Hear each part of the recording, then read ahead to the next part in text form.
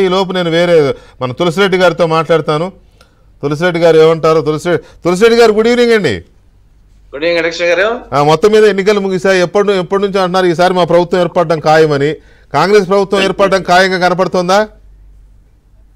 ఇప్పుడు నేను మార్నింగ్ 6 నుండి ఇప్పుడు 6 వరకు నేను వచ్చేసి పులివెందుల నియోజకవర్గంలో బూతుల చుట్టూ ప్రదర్శన చేస్తా ఉన్నాను. కాబట్టి నాకు ప్రపంచంలో ఏం జరిగింది, రాష్ట్రంలో ఏం జరిగింది, ఈవెన్ కడప జిల్లాలో కూడా అదర్ దాన్ పులివెందుల ఏం జరిగింది నాకు తెలియదు. ఇంతవరకు చూడలేదు, ఏం చేయలేదు.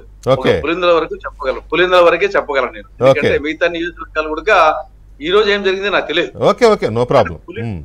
ఒక పులివెందుల వరకు నా అబ్జర్వేషన్ ఏమంటే, పులివెందుల్లో ఇది భారీగా క్రాస్ ఓటింగ్ టీడీపీ ఎంపీకి వచ్చేసి అటు టీడీపీలో ఇటు వైకాపాలో, టీడీపీలో వచ్చేసి ఎమ్మెల్యేకు టీడీపీ వాళ్ళకి వేసుకొని ఎంపీకి శర్మిలమ్మకి వేయడం అనేది భారీ స్థాయిలో జరిగింది. ఈవెన్ వైకాపాలో కూడా ఆ స్థాయిలో కాదులో కానీ కొంతవరకు వచ్చేసి వైకాపాలో కూడా జరిగింది. ఏది ఎమ్మెల్యేకి వచ్చేసి రాజశేఖర రెడ్డి కొడుకు వేస్తాం, ఎంపీకి వచ్చేసి రాజశేఖర రెడ్డి కూతురుకి వేస్తాం అనే యాంగిల్ వచ్చేసి అవినాష్ రెడ్డి అనేది ఉంది. కాబట్టి ఇక్కడ జగన్ రెడ్డి కంటే కూడా జగన్ రెడ్డి కొడుకు రాజశేఖర రెడ్డికి, ఆయనకి ఎమ్మెల్యేకి ఆయనకి వేస్తాము అంటే వైకాపాలో, ఎంపీకి వాళ్ళ కూతురికి వేస్తాము అనే యాంగిల్లో వచ్చేసి వైకాపాలో శర్మిలమ్మకు క్రాస్ వాటింగ్ జరిగింది. కానీ టీడీపీ స్థాయిలో లేదు. టీడీపీ వాళ్ళు ఎందుకంటే ముందు వచ్చేసి శర్మిలమ్మ గెలిస్తే ముందు వచ్చేసి ఒక సీటు గెలిచినా కానీ జగన్మోహన్ రెడ్డికి అది వచ్చేసి భవిష్యత్తులో అనేది యాంగిల్ వచ్చేసి టీడీపీ వాళ్ళు యాంగిల్ ఆలోచించారు. తర్వాత వచ్చేసి మైనారిటీలు చాలా లార్జ్ స్కేల్లో అటు ముస్లిం మైనారిటీస్ కానీ క్రిస్టియన్ మైనారిటీస్ కానీ 90% మొగ్గు చూపారు. తర్వాత మహిళలు వచ్చేసి విపరీత స్థాయిలో మహిళలు సెంటిమెంట్ బ్రహ్మాండంగా పనిచేస్తుంది. అటు శర్మిలమ్మ కొంగుబట్టడం కానీ, సునీత ప్రచారం కానీ, తర్వాత సౌభాగ్యమ్మ ఆవిడ లాస్ట్ డే వచ్చేసి ప్రచారంలో ఆవిడ చెప్పడం కానీ, విజయమ్మ, ఇవన్నీ లేడీస్ సెంటిమెంట్ వచ్చేసి విపరీతంగా పనిచేశాయి.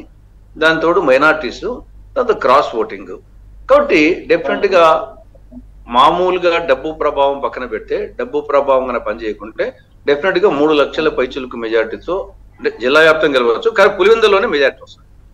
నేను మిగతా చోట కూడా ఆల్మోస్ట్ నేను ప్రచారం చేశాను కాబట్టి ఆల్మోస్ట్ ఆ పరిస్థితి ఉంది.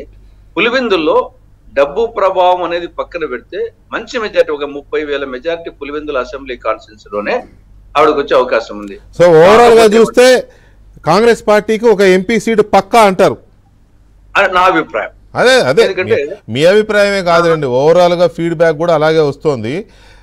మహిళలు బయటకు వచ్చి సపోర్ట్ చెప్పడానికి భయపడిన అండర్ కరెంట్ లాగా మొత్తం షర్మిలకే మద్దతుగా ఉన్నారు అనేది ఇప్పుడు కాదు, వారం 10 రోజుల నుంచి నడుస్తోంది. ఇప్పుడు అదే మీరు చెప్తున్నారు ఇంచుమించుగా. అది ఈ రోజు కూడా అది ప్రత్యక్ష స్పష్టంగా తెలిసింది. ఎందుకంటే నేను మొత్తం కంటిన్యూస్ గా నేను వచ్చేసి 6 AM to 6 PM కంటిన్యూస్ గా తిరుగుతున్నా కాబట్టి బూతుల కాడ ఎక్కడ చూసినా కానీ ఎస్పెషల్లీ మార్నింగ్ 12 గంటల వరకు అయితే విపరీతమైనటువంటి సెంటిమెంట్, మహిళలు, మైనారిటీలు, మిగతా క్రాస్ ఓటింగ్. మధ్యాహ్నం నుండి కొంత వచ్చేసి డబ్బు ప్రభావం కొంత చూపిండొచ్చు. కాకపోతే ఏమంటే ఇక్కడ వైకాపా వాళ్ళు ఓటుకు 2,000 ఇచ్చారు, టీడీపీ వాళ్ళు ఓటుకు 1000 ఇచ్చారు, మేము ఇవ్వాలి. ఇది కొంతవరకు వచ్చేసి ఇది జరిగిన వాస్తవం. దీంట్లో వచ్చేసి ఇప్పుడు ఒకటి డబ్బులు పంచడం అనేది వాస్తవం, పంచకపోతే పని జరగదు. మీకేంటంటే మీకు ఒక ధీమా ఏంటంటే ఖచ్చితంగా సానుభూతి ఉందిలే, నాన్న పేరు చెబితే మనకేరా అని మీరు డబ్బులు పంచలేదేమో. లేదు, మా దగ్గర లేదు కూడా. అవును, కాంగ్రెస్ పార్టీ పరిస్థితి అలాగే ఉంది.